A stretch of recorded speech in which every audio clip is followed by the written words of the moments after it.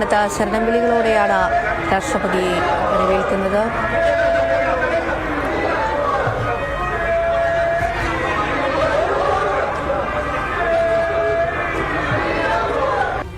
പതിനെട്ടാം പടി ചവിട്ടുകയാണ് രാഷ്ട്രപതി. സുരക്ഷാ ഉദ്യോഗസ്ഥൻ രാഷ്ട്രപതിയെ സഹായിക്കുന്നുണ്ട്.